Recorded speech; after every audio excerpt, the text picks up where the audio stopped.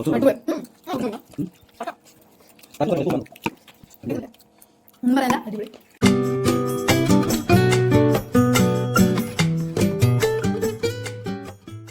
Guys, ഇന്ന് നമുക്കൊരു spicy chicken biryani ഉണ്ടാക്കിയാലോ? അപ്പോൾ എങ്ങനെയാ ഉണ്ടാക്കാല്ലേ? ആവശ്യത്തിനുള്ള വെജിറ്റബിൾസ് ഒക്കെ അവിടെ എടുക്കുക, സെറ്റ് ചെയ്ത് വെച്ചിട്ടുണ്ട് എല്ലാം നിങ്ങൾ ഈ സ്ക്രീനിൽ കാണുന്ന പോലെ. എന്നിട്ട് നമ്മൾ ഫസ്റ്റ് തന്നെ നമ്മുടെ ആവശ്യത്തിനുള്ള വെജിറ്റബിൾസ് ഒക്കെ നമ്മൾ കുനുകുനാ അരിഞ്ഞ് സെറ്റ് ചെയ്ത് മാറ്റി വയ്ക്കുക. പണി എളുപ്പമാക്കാനേ.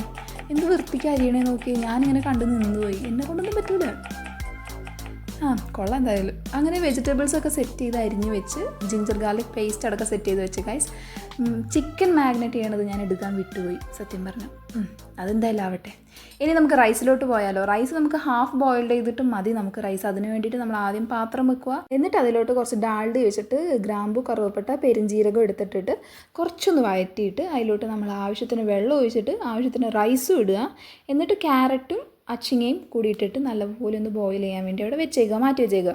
ഇനി നമുക്ക് ഇവിടെ നമ്മുടെ അടുത്ത അടുപ്പിൽ ചിക്കൻ ഫ്രൈ ചെയ്യാനാണ് വെച്ചേക്കുന്നത്. ഈ ഒരു ലെഗ് പീസിന് വേണ്ടി ഞാനും ചേച്ചി നോട്ടോട്ട് വെച്ചേക്കുക. 2 ലെഗ് പീസ് ഉണ്ട്, എന്നാലും വലുത് വേണമെന്ന് പറഞ്ഞ് വെച്ചപ്പാടാ. എന്ത് ചെയ്യാനാ ഗൈസ്, സിബ്ലിങ്സിലെല്ലാം വീട്ടിൽ ഇതൊക്കെ തന്നെ ആയിരിക്കുമല്ലോ അവസ്ഥ, പറയണ്ടല്ലോ. എന്തായാലും നമുക്ക് 2 അടുപ്പിൻ്റെ ആവശ്യം ഉണ്ടായിരുന്നു. അപ്പോൾ അമ്മാമ്മയുടെ സഹായത്തോടു കൂടി അടുപ്പ് ഞങ്ങൾ കത്തിച്ചിട്ട് അവിടെ ഡാൽഡ ഒഴിച്ചു. പാത്രം വെച്ച് ഡാൽഡ ഒഴിച്ചിട്ട് നമ്മുടെ ഗ്രേവി ഉണ്ടാക്കണമല്ലോ, അതിന് വേണ്ടിയിട്ടാണിത്. ജിഞ്ചർ ഗാർലിക് പേസ്റ്റ് ഇട്ട് പിന്നെ അതിൻ്റെ പുറകെ സവാള കുനുകുനാ അരിഞ്ഞ് വെച്ച ആ ഒരു സവാളയും കൂടി എടുത്തിട്ട് നല്ലപോലെ മിക്സ് ചെയ്ത് വഴറ്റിയെടുക്കുക. ഇനി നമുക്ക് നമ്മുടെ ചിക്കൻ ഫ്രൈയിലോട്ട് പോയാലോ? അവിടെ എന്താ അവസ്ഥ? കമോൺ ഗൈസ് നോക്കാം. ചിക്കൻ ഇവിടെ നല്ലപോലെ സെറ്റായി വന്നിട്ടുണ്ട്. നമുക്ക് ഈ ചിക്കൻ മാറ്റി കൊടുത്തിട്ട് അടുത്ത ട്രിപ്പിനുള്ള ചിക്കനും കൂടി ഇട്ടിട്ട് രണ്ടും കൂടി സെറ്റ് ചെയ്ത് ഫ്രൈ ചെയ്ത ചിക്കനൊക്കെ ഒരു പ്ലേറ്റിലാക്കി സെറ്റ് ചെയ്ത് വെക്കാം. ഇനി നമുക്ക് മസാലയിലോട്ട് പോവാം. മസാല പരിപാടികൾ തുടങ്ങട്ടെ. ഓക്കെ, നമ്മൾ സവാള ഇട്ടിട്ട് നല്ലപോലെ വഴറ്റി സെറ്റ് ചെയ്ത് വെച്ചിട്ടുണ്ട്. അതിലോട്ട് നമ്മൾ പച്ചമുളക് ഇട്ടു, പിന്നെ തക്കാളി ഇട്ടു. ഇതെല്ലാം കൂടി ഒന്ന് നല്ലപോലെ ഉടച്ച് വഴറ്റിയെടുക്കണം. എന്നിട്ട് നമ്മൾ അതിലോട്ട് ക്യാപ്സിക്കം ചെറിയ വേവ് മതിയല്ലോ. അവസാനം ആകുമ്പോഴത്തേക്കും നമ്മൾ കുറച്ച് ക്യാപ്സിക്കം ഇടും. പിന്നെ എൻ്റെ ഇൻവോൾവ്മെൻ്റ് ഇല്ലാണ്ട് ഈ ബിരിയാണി സക്സസ് ആവും തോന്നുന്നുണ്ടോ? ഇല്ല, ഒരിക്കലും ഇല്ല. അതുകൊണ്ട് നിങ്ങളെ കാണിക്കാനാണെന്ന് മാത്രമല്ല, അങ്ങനെ പറയരുത് കേട്ടോ, ഞാൻ ഇൻവോൾവ്ഡ് ആണ്. എന്തായാലും നമ്മളിത് നല്ലപോലെ ഒന്ന് വഴറ്റി സെറ്റ് ചെയ്തെടുക്കുക. ഈ കാണുന്ന മസാലക്കൂട്ട് എന്താണെന്നുള്ളത് പറഞ്ഞ് തന്നില്ല ഗൈസ്. സീക്രട്ട് മസാലക്കൂട്ടാണ്, അതങ്ങനെ വെളിപ്പെടുത്തൂല എന്നാണ് പറഞ്ഞത്. പിന്നെ ഇതിൽ ചിക്കൻ മസാല, മല്ലിപ്പൊടി, അതുപോലെ തന്നെ മഞ്ഞൾപ്പൊടി, ഉപ്പ് ഇതൊക്കെ ഇട്ട് സെറ്റ് ചെയ്ത് നല്ലപോലെ മിക്സ് ചെയ്ത് എടുത്ത് ഗൈസ്. പിന്നെ മസാലക്കൂട്ട് എനിക്ക് കിട്ടിയില്ലെങ്കിൽ അതിൽ പെപ്പർ ഉണ്ട് എന്നുള്ളത് ഞാൻ കണ്ടുപിടിച്ചു. കുരുമുളക് എന്തായാലും ഉണ്ട്. എന്തെങ്കിലും ആവട്ടെ. തിരിഞ്ഞു നോക്കിയപ്പോൾ ഒരാൾ നിന്നിട്ട് കറക്റ്റ് അളവൊക്കെ എടുത്തിട്ട് കുക്കുംബർ അരിയുക. സാലഡ് ഉണ്ടാക്കാനായിരുന്നു അത്. അങ്ങനെ അവൾ തന്നെ സ്വന്തമായിട്ട് സാലഡ് ഫുള്ള് കംപ്ലീറ്റ് ഉണ്ടാക്കി അവൾ തന്നെ ടേസ്റ്റ് ചെയ്തു. ഓക്കെ, വിലയിരുത്തി 10 മാർക്ക് എന്നാണ് പറഞ്ഞത്. ഇനി ഇതിൽ എൻ്റെ ഇൻവോൾവ്മെൻറ്റ് എന്താ നിങ്ങൾ ചോദിച്ചാൽ പ്രത്യേകിച്ചൊന്നുമില്ല. ഞാനിങ്ങനെ ഇവരോടൊക്കെ കൗണ്ടർ അടിച്ച് ഇങ്ങനെ നടക്കുന്നു, ഇതിൻ്റെ ഇടയ്ക്ക് വീഡിയോ ഷൂട്ട് ചെയ്യുന്നു, പിന്നെ എന്തെങ്കിലുമൊക്കെ കയ്യിൽ കിട്ടുന്നത് തിന്ന് നടക്കുന്നു. ഈ കാണുന്ന 2 സാധനങ്ങളാണ് ഞങ്ങളുടെ വീട്ടിൽ ശല്യങ്ങളെന്ന് പറയാൻ ഗൈസ്. 2 അല്ല 4 പേരുണ്ട്. എന്ത് ചെയ്യാനാ? ഓക്കെ, നമുക്കിനി ബിരിയാണിയിലോട്ട് വരാം. ബിരിയാണി നമ്മളപ്പം സെറ്റ് ചെയ്ത് മസാല സെറ്റായിട്ടുണ്ട് ഗൈസ്. മസാല സെറ്റായതിലോട്ട് നമ്മളിനി ചിക്കൻ കുട്ടന്മാരെ എടുത്ത് വെക്കാൻ പോവുകയാണ് ഗൈസ്. അങ്ങനെ ചിക്കൻ കുട്ടപ്പന്മാരെ നമ്മൾ നിരത്തി കിടത്തുകയാണ്. എന്ത് രസാലേ.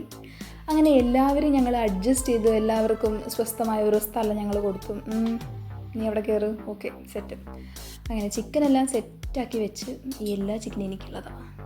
പക്ഷേ ചേച്ചി സമ്മതിക്കില്ല. എന്താ മണം, അടിപൊളി, ഒന്നും പറയാനില്ല ഗൈസ്. ആ മണം കൊണ്ട് തന്നെ ഞാനങ്ങ് ഫിക്സ് ചെയ്തു ഈ ചിക്കൻ സക്സസ് ആണ്. ചിക്കനല്ല ഗൈസ്, ബിരിയാണി. അങ്ങനെ ഇതിലോട്ട് നമ്മൾ കുറച്ച് വെള്ളം ഒഴിച്ചിട്ട് ഒന്ന് തിളപ്പിച്ച് ഇങ്ങനൊന്ന് വന്നപ്പോഴത്തേക്കും നമ്മൾ അതിലോട്ട് നമ്മൾ സെറ്റ് ചെയ്ത് വെച്ച റൈസ് എടുത്തിട്ടിട്ട് നല്ലപോലെ ഒന്ന് ഉടച്ച് കൊടുക്കുകയാണ്. റൈസ് മൊത്തം ഉടച്ച് അതിൻ്റെ മുകളിൽ ഞങ്ങൾ സെറ്റ് ചെയ്ത് കൊടുത്ത് പിന്നെ ഒന്ന് ഗാർണിഷ് ചെയ്യാനായിട്ട് കുറച്ച് മല്ലിയില, പിന്നെ പറയണ്ടല്ലോ ബാക്കിയുള്ള സാധനങ്ങളെ അറിയാലോ, അതൊക്കെ ഇട്ട് നമ്മൾ ദം ചെയ്യാൻ വേണ്ടി വെച്ചു. ബാക്കി എന്ത് സാധനം, കശുവണ്ടിയും അതുപോലെ സവാള നമ്മൾ ഫ്രൈ ചെയ്ത് വെച്ചിട്ടുണ്ടായിരുന്നു, അതും പിന്നീട് മുന്തിരി ഒക്കെ കൂടിയിട്ട് നമ്മൾ ഗാർണിഷ് ചെയ്ത് നല്ല വൃത്തിക്ക് സെറ്റ് ചെയ്ത് കുറച്ച് നേരം അവിടെ അടക്കി വെച്ചു. അത് അടങ്ങി നിന്നു, പാത്രം അടങ്ങി നിന്നു. പക്ഷേ എൻ്റെ കയ്യും കണ്ണും മൂക്കും ഒന്നും അടങ്ങി നിന്നില്ല എന്ന് തന്നെ പറയണം കഴിച്ച്. അത് തുറക്കാണ്ട് എനിക്കൊരു സമാധാനം ഉണ്ടായില്ല. എനിക്ക് മാത്രമല്ല ചേച്ചിക്ക്. അങ്ങനെ അതൊക്കെ കഴിഞ്ഞിട്ട് ഞങ്ങൾ ദമ്മിട്ട് കുറച്ച് നേരം അവിടെ നിൽക്കട്ടെ എന്ന് പറഞ്ഞ് അങ്ങനെ സഹിച്ച് കടിച്ച് പിടിച്ച് നിന്ന് ഗായ്സ്. ലാസ്റ്റ് അത് പൊട്ടിച്ച് എടുത്ത് ഗായ്സ് ബിരിയാണി വിളമ്പേണ്ട സമയമായി. ചിക്കൻ മുങ്ങി തപ്പി കണ്ടുപിടിക്കുകയായിരുന്നു. എവിടേക്കാണല്ലോ വെച്ചിരിക്കുന്നത് ചിക്കൻ. അങ്ങനെ ലെഗ് പീസ് കിട്ടിയപ്പോൾ ഞാൻ എൻ്റെ പ്ലേറ്റ് കൊണ്ടുപോയി.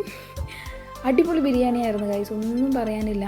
അത്യാവശ്യം നല്ലപോലെ കുക്കായ ചിക്കനും അതുപോലെ തന്നെ നല്ല നല്ല റൈസ്, ആവശ്യത്തിന് വേവുള്ള റൈസ്, സാലഡ്, അച്ചാർ എല്ലാം കൂട്ടിയിട്ടൊരു പിടുത്തം പിടിച്ച ഗൈസ്. ഒന്നും പറയാനില്ല. ആ ചൂട് ബിരിയാണി തണുക്കാൻ പോലും നമ്മൾ നേരം കൊടുക്കില്ലല്ലോ. ആ ചൂട് ബിരിയാണി ആ സാലഡും അച്ചാറും കൂട്ടി ഒന്ന് പിടുത്തം പിടിച്ച ഒന്നും പറയാനില്ല. സ്വർഗം സത്യമായിട്ടും. അങ്ങനെ അടിപൊളി ബിരിയാണി ആയിരുന്നു. എല്ലാവരും അങ്ങനെ ഇങ്ങനെ അഭിപ്രായം പറയണം. കൊള്ളാം ബിരിയാണി, കൊള്ളാം ബിരിയാണി, അടിപൊളി. കണ്ട ഗൈസ് നല്ല ടേസ്റ്റ്. ചൂടോടെ കഴിക്കാനായിരുന്നു അടിപൊളി. ലെഗ് പീസ് കിട്ടിയതിൻ്റെ സന്തോഷമാണ്. പക്ഷെ വലിയ ലെഗ് പീസ് അവക്കാണോ കിട്ടിയെന്നൊരു സംശയം. ചോദിച്ചു ഇത്രയും ബിരിയാണി തിന്നോ? ഒന്നും പറയാനില്ല. ഞാൻ തിന്നിരിക്കും. ബിരിയാണിയുടെ കാര്യത്തിൽ എന്ത് കോംപ്രമൈസ് അല്ലേ. കഴിച്ചു കഴിഞ്ഞപ്പോൾ എല്ലാ എല്ലും കൂടി എൻ്റെ പ്ലേറ്റിലോട്ട് എടുത്തിട്ടിട്ട് ഞാനാ തിന്നേന്ന് നിങ്ങളെ അറിയിക്കാൻ വേണ്ടി. എന്ത് ചെയ്യാനാ. പക്ഷെ ഞാനല്ല കഴിച്ച് ഇത്രയും തിന്നൊന്നുമില്ല ഞാൻ. പിന്നെ ബിരിയാണി കഴിച്ചതിൻ്റെ സന്തോഷത്തിൽ വീട്ടിലെല്ലാവർക്കും ഫുൾ ഹാപ്പിയായി. വയറും നിറഞ്ഞു ഹാപ്പിയായി. പിന്നെ ഞങ്ങളുടെ പൂച്ചക്കുട്ടിക്കും ഹാപ്പിയായി. പക്ഷേ എനിക്ക് ഏറ്റവും സങ്കടം എന്താണെന്ന് വെച്ച് കഴിഞ്ഞാൽ ഇവന് ഞാൻ എല്ല് കൊടുക്കാൻ കൊണ്ടിട്ട് ഇവനെന്താ ചെയ്തറിയോ? നോക്ക് നിങ്ങൾ. ഞാൻ തിന്നോർത്തിട്ട് അവൻ എല്ലെടുത്തിട്ട് ഓടിപ്പോയി. ഇനി ഇത്രയും നല്ല ബിരിയാണി ഇളക്കി തന്ന മാമന് നല്ലൊരു ഷെയ്ക്കാൻ്റെ കൊടുക്കത്ത് ഇന്നത്തെ വീഡിയോയുടെ വൈൻഡപ്പ് ചെയ്യാം. ബൈ.